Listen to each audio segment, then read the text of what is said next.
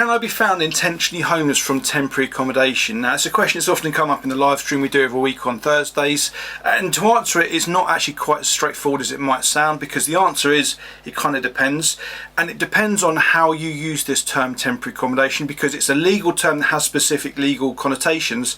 It's also a term in general use, so you might refer to something like a refuge or a night shelter as temporary accommodation, but it's not what we're talking about within this video. Within housing law, temporary accommodation within housing law means something very specific. And to make things even more confusing, temporary accommodation within housing law is misused, so it is often used in situations which can be a little bit confusing and a bit misleading.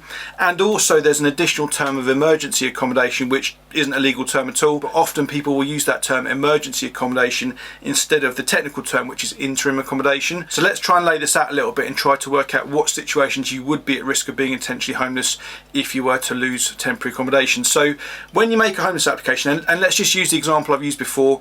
I'm British national, I've lived all my life, I'm homeless because of fire or flood, which means I'm automatically in priority needs, so it's pretty open and shut from that point of view. So my house burns down, I can approach any council in the country, but I choose to approach my local one because it's safe for me to be here. And I then approached any department of the local authority, which triggers the homeless application, because I've told them I'm homeless because of fire or flood, can you help me out? So I'm homeless, can you help me out? Triggers the homeless application. And then I almost immediately trigger section 108 of the Housing Act 1996 by giving them reason to believe that I might be homeless, might be eligible and might have a priority need. That triggers section 108, which is the important duty we're talking about here. So section 108 within the Housing Act 1996 is the duty that for councils to secure accommodation for you when those three criteria are met. So they then place me into a hotel, let's say. Now, some people within the sector would call that emergency accommodation, but technically this is interim accommodation. So it's accommodation that's provided to you in the interim between making the application and the council arriving at a section 184 decision at the end of the relief period. I've done other videos to kind of explain those terms, but let's try and stay on point for the time being. So let's say I go into a hotel under section 108, so it's statutory accommodation, it's interim accommodation, it's been provided to me because there is a legal duty to provide it. And let's say I have a party, get really drunk or whatever, have friends over, in breach of the hotel's rules, and so the hotel manager says, Mike, you're an idiot, get out. Basically, you breached the rules, and they'd be absolutely within their rights to do so. Now, I basically made my life very difficult by doing that, because although the main duty might be owed to me at the end of the process, that is going to be at least 2 months away. Probably a lot more in some councils because they are so bad at dealing with this stuff efficiently. So I'm without accommodation until they reach that final section 184 decision. And as I said before, there's an initial period between making the application and the relief duty being triggered, and then there's this 56-day plus relief period which then happens, and then the council can issue a final decision. Now, interim accommodation is not settled accommodation, so it is not relevant to the question of whether or not I'm intentionally homeless. In one sense, the reason I'm homeless in this situation is my house burnt down. As long as I didn't burn my own house down, I'm not going to be intentionally homeless. So the loss of interim accommodation has no relevance at all to whether I'm intentionally homeless. It has relevance to the here and now in terms of I've just stuffed myself because I've got nowhere to live for the next few months, but it's not going to have that an impact on that final decision. So let's say the council follows the law, which is quite increasingly rare these days. They reach a timely decision that the relief duty is owed. They then go through the relief period. They don't offer me any accommodation in that relief period. So on day 57 of the relief duty being triggered, they make a final decision, and the decision is you're homeless, you're eligible, you're in priority needs, you're not intentionally homeless, or we're choosing not to invoke local connection at all, which is something councils can actually do. They then have a duty to provide temporary accommodation. Now, note the difference between temporary accommodation at this point and interim accommodation in the intervening period between that application and the decision being made. I'm now in temporary accommodation. They might actually put me into a hotel at this point, or they might put me into a bit longer term temporary accommodation if they're sensible, because in some areas, in some London areas for example, you could be in temporary accommodation for 10 years. You know, that's kind of how it, particularly if you've got a big family, that's kind of how it works in practice. Other areas it's much shorter, but that can happen. So although it's this word temporary, actually you can often end up living there far longer than you would in so-called settled accommodation of an assured short hold tenancy in the private sector. Now, if at this point I choose to break the rules of the temporary accommodation, the council, again, the landlord can kick me out. They say, Mike, you've got really drunk, you've had loads of friends over, had a party, that's against the rules. They evict me from it, or they kick me out, whatever the technical term is at that point. And the council can then basically say, although it wasn't settled accommodation, you had a guarantee of settled accommodation, and therefore the loss of that accommodation is going to have a bearing on intentional homelessness. So they basically end their duties at that point. I can then make a fresh application and start the process again, but they're going to be well within their rights to say, you lost your last settled accommodation, which was the temporary accommodation. I know that seems like an oxymoron, and then we're therefore going to find you intentionally homeless, and you can be in a really bad situation as a result of that. So if nothing else, don't break rules in temporary accommodation or interim accommodation or anything else, because you can really kind of stuff yourself up and shoot yourself in the foot. But there would be some other situations where you could think you're acting reasonably by basically getting kicked out of temporary accommodation, and actually kind of still has the same result of meaning that you're found intentionally homeless. So for example, you might be in temporary accommodation and then the council says, hey Mike, we've found accommodation for you, it's in Timbuktu, it's suitable, we're saying it's suitable, you have to move in. Now if at that point I tried to challenge it and said that's obviously not suitable, if I don't win that argument with the council, and bearing in mind it's not about whether you're right, it's about how unreasonable the council is being. So it's not like, it could be obviously unreasonable and unsuitable to move into it, but that's not quite enough necessarily to win the argument. Some councils will just belligerently just be perverse all the time because they know people give up and they'll kind of end up just kind of floating off somewhere else, and so the council doesn't have to house them. That's why if you're ever going to get advice from anyone, the advice should always be accept the accommodation and then put a suitability review in under section 202. You don't need to remember section 202, but it's called asking for a review. Now that's before you ever get to court, so anyone can make a section 202 review request into suitability or anything else for that matter.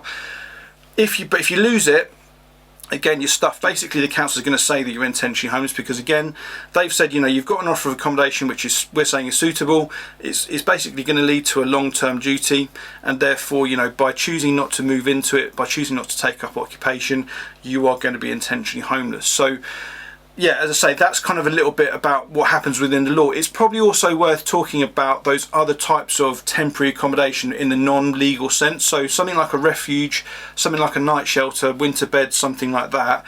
You can't be found intentionally homeless from that type of accommodation because although it is accommodation, just about, it's not accommodation which is reasonable to continue to occupy indefinitely.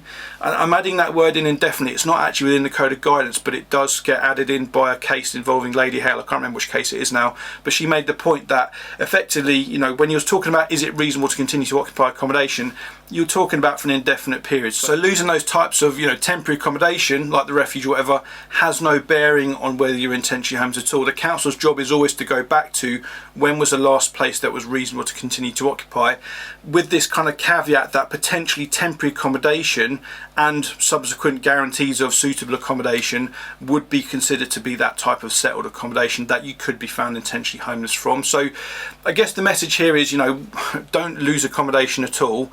Don't break rules, and if you're offered accommodation, if you can possibly accept it in the short term, accept it and then make a review request to try and challenge the suitability of it.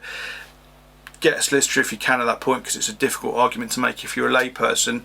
And also just to say that effectively, if you want to get kind of technical under section 188, when you break the council or when you break the hotel's rules, it's basically legally considered as essentially an implicit rejection of that interim accommodation, so the duty doesn't have to continue. So as I say, I've had questions like that which get quite intricate, but that in effect is what you're saying. By breaking the rules of the hotel, you are basically saying I don't want it, even though that's kind of not what you are saying.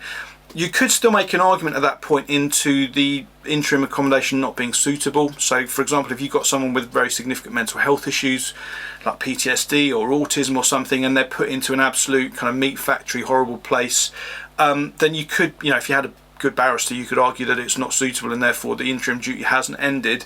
But that is not a situation you want to get into, obviously, although sometimes there's not a lot you can actually do about it. Councils will use very inappropriate interim accommodation and temporary accommodation because partly it's ideological. They just think, these people aren't worth anything, we'll just shove them all into some block of flats which is terrible and which we know people are being abused in, and they just don't really kind of think of it. I remember a case in Bedford which has stuck with me a long time. This was back in 2017. There was it was a 3-bed house which the council were using as interim and temporary accommodation, and it was basically taken over by a gang of criminals, and there was some horrendous abuse happening within this property.